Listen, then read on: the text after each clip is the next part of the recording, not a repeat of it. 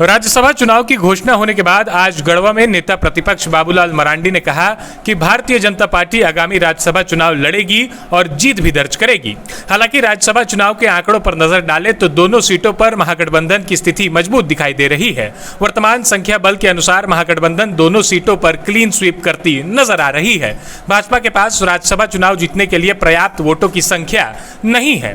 ऐसे में बाबूलाल मरांडी के इस बयान के बाद राजनीतिक चर्चाओं का बाजार गर्म हो गया है। अब सवाल उठने लगे हैं कि आखिर भाजपा किस रणनीति के तहत अपनी जीत का दावा कर रही है। बता दें, झारखंड में 18 जून को राज्यसभा की 2 सीटों के लिए चुनाव होना है। इसे लेकर चुनाव आयोग ने अधिसूचना भी जारी कर दी है। नहीं, भारतीय जनता पार्टी चुनाव लड़ेगी। चुनाव की आज घोषणा हुई है, मैंने देखा है। सब लोग तय करेंगे, बात करेगी पार्टी और उसके बाद आप सबको बता दी जाएगी। चुनाव लड़ेगी भी पार्टी और चुनाव जीतेगी भी। इसके अलावा उन्होंने राज्य सरकार पर भी निशाना साधा। उन्होंने कहा कि गठबंधन सरकार केवल सत्ता सुख के लिए बनी हुई है। इन लोगों को देश और राज्य से कोई मतलब नहीं है। वहीं आरएसएस द्वारा दिल्ली में आयोजित होने वाले आदिवासी सम्मेलन पर कांग्रेस द्वारा आपत्ति जताने के सवाल पर बाबूलाल मरांडी ने कहा कि उन्हें समझ में नहीं आ रहा है कि कांग्रेस इसका विरोध क्यों कर रही है। जब कोई संगठन अनुसूचित जनजाति के भाई बहनों के हितों की रक्षा और सुरक्षा के लिए सरकार के समक्ष अपनी बात रख रहा है तो कांग्रेस को इससे तकलीफ नहीं होनी चाहिए।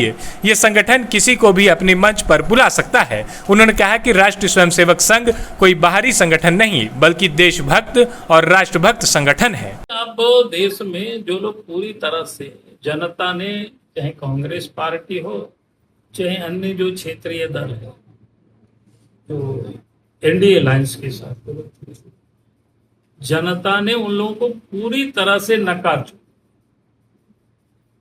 और जब जनता ने उनको नकार चुके, उनको समझ में नहीं आ रहा है हम क्या करें, और इसलिए कुछ से कुछ लोग बक रहे हैं। अगर मैं आपको ताजा उदाहरण ही दूं, अब पश्चिम बंगाल के चुनाव के समय ममता बनर्जी के भतीजे अभिषेक बनर्जी ने क्या क्या अपने कहा। 4 मई के बारे में कहा था कि देश की गृह मंत्री आ जाए, हमारा आ जाए। फिर अभी जो पाल्टा विधानसभा में चुनाव हुआ तो वहां जहांगीर चुनाव लड़ रहे थे, उन्होंने क्या कहा था कि हम पुष्पा। और चुनाव जब 21 तारीख को रिपोल हो रहा था तो उससे पहले ही वो कहां भाग खड़े थे।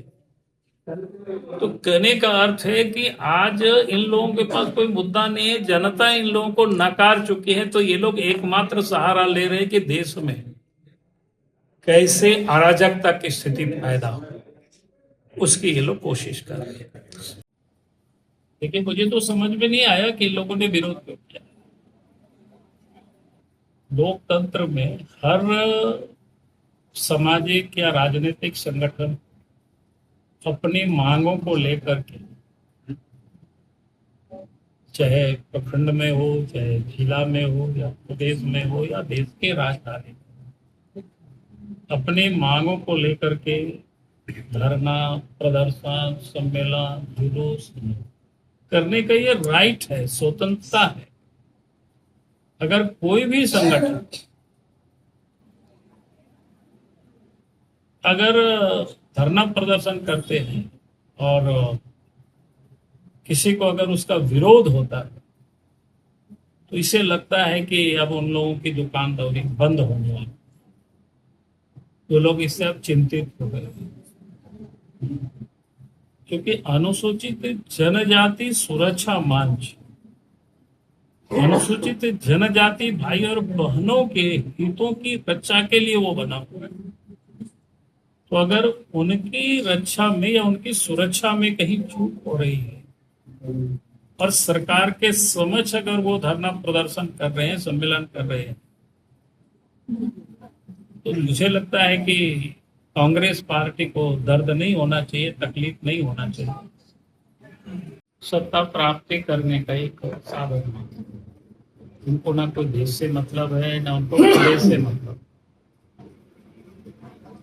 ना उनको कोई कानून से मतलब। तो इसलिए हम सब लोग जब करते हैं तो जनता को, लोकतंत्र में तो जनता ही मालिक होती है, जनता ही हम जनार्दन करते। आप सबको ध्यान में होगा कि जब कोई भी व्यक्ति या परिवार या देश संकट में होता है, तो आप देखते होंगे कि भगवान के दरवाजे जाकर के लोग प्रार्थना करते हैं।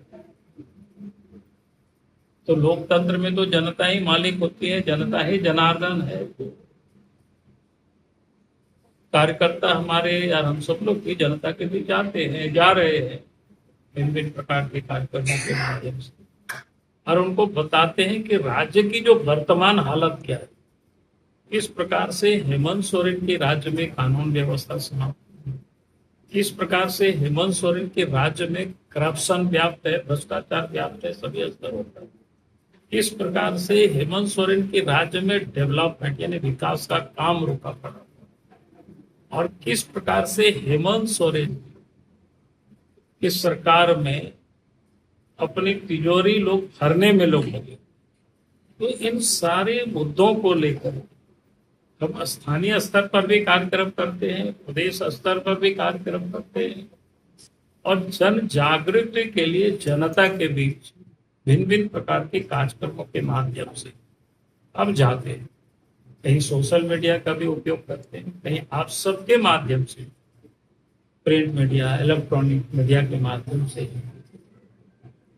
जनता के बीच पहुंचते हैं, बताते हैं। तो ये लोकतंत्र में यही एक मार्ग, जहां 27 वर्षों के सफर में 17,000 से भी अधिक छात्रों ने डॉक्टर एवं इंजीनियर बनकर भरे सफलता की ऊंची उड़ान, जहां साधारण छात्र भी झारखंड टॉपर्स बनकर बना रहे इतिहास। दूरदर्शी शिक्षाविद श्री विपिन सिंह के मार्गदर्शन में मेडिकल एवं इंजीनियरिंग के लाखों छात्रों के लिए आशा की किरण के रूप में गोल नेशंस लीडिंग इंस्टीट्यूट। प्रतियोगिता परीक्षा की तैयारी का एकमात्र संस्थान NIBM banking, SSC, railway, JPSC परीक्षा की करे तैयारी। जौहरी का भूमिका ये संस्था अदा कर रही है और हीरा चमक रहा है। पूरे NIBM परिवार को मैं तहे दिल से धन्यवाद देती हूँ कि उन्होंने अपने कुम्हार के रोल को बहुत अच्छी तरह से निभाया। मेरा सिलेक्शन IBPS CSA में बैंक ऑफ महाराष्ट्र में हुआ है। करंटली मेरा RRBPO में हुआ है। मेरा सिलेक्शन बैंक ऑफ इंडिया में एज ऑफिसर स्केल 1 हुआ है। मेरा सिलेक्शन इंडियन ओवरसीज बैंक में एज PO हुआ है। NIBM झारखंड का एकमात्र संस्थान।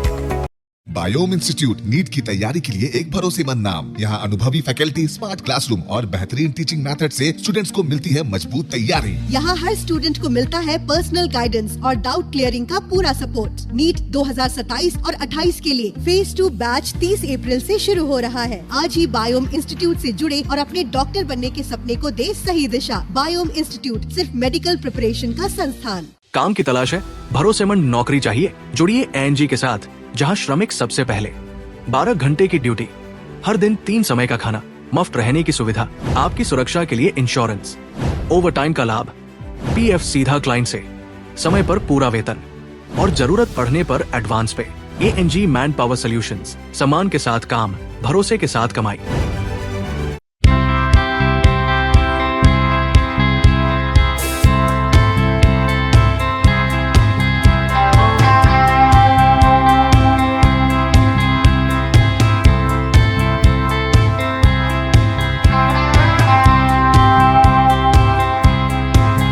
हार्ट का प्रॉब्लम हो गया और सडनली हो गया, अचानक हो गया। तो Jeevan Jyoti super specialist hospital में एडमिट करके इनका एंजियोग्राफी कराया। एंजियोग्राफी करने के बाद वो अपना रिपोर्ट दिया कि इनका 95% प्लस ब्लॉकेज है, स्टेंट से काम नहीं चलेगा, इनको बाईपास करना ही पड़ेगा। तो कबीर हर्ब है।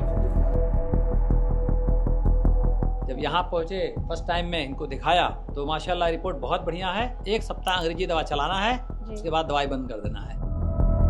thefollowup.in Like, share and subscribe.